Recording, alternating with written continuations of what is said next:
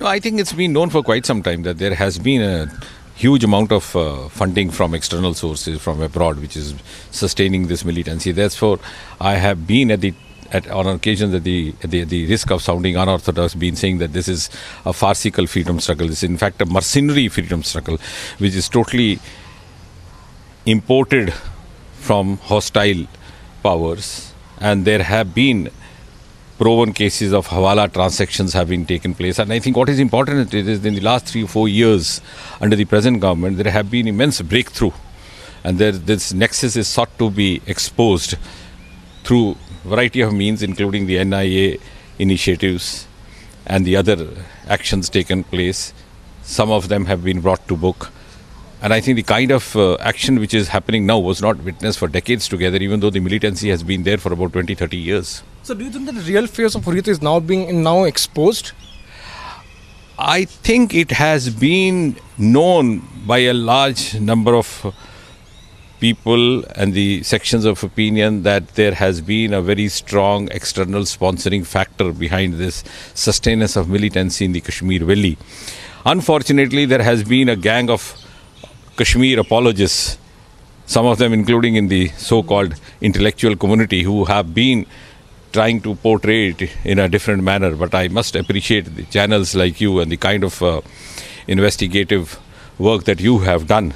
I think they too now stand exposed. Those who had been trying to espouse the cause of the so-called freedom struggle, the so-called protagonists, who are actually instigating the neighbor's child to become a stone pelter, whereas they first ensure that their own child is lodged in safe havens. Some of them also have their children working in civil services and the provincial services, whereas they are instigating the others. And I think that too is now exposed because of the real-time reporting by guys like you. We have, for the last few years, some of the toppers from the most terror-affected districts of Kashmir Valley in the civil services and IAS exam. We had as many as about 18 or 19 candidates from Kashmir Valley who qualified for IIT JEE. So what I'm trying to say is that the common youth has now moved ahead and wishes to be a part of the mainstream journey led by Modi and does not wish to lose out on this opportunity. Narendra Modi is set to interact with the office bearers and workers of the BJP's Karnataka Women's Wing through the NAMO app. The Prime Minister will talk about the initiatives taken by the government for women's empowerment. A group of intellectuals and academicians will hand over a fact-finding report to Union Minister Jitendra Singh, which claims that the charge sheet filed by the Jammu and Kashmir police in the Kathua rape case had discrepancies and the investigation was botched up.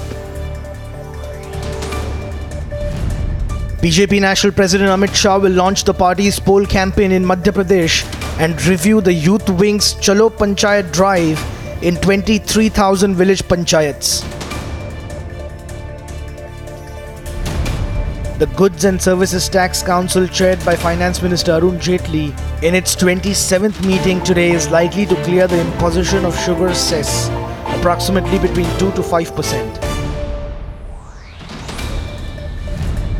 With India increasing its engagements with Southeast Asia under New Delhi's Act East policy, External Affairs Minister Sushma Swaraj will chair an interactive session with the Chief Ministers of all 8 northeastern states. The Ranchi High Court will today hear the provisional bail plea of Lalu Prasad Yadav. Lalu was recently termed fit by AIIMS doctor, which stirred up a controversy.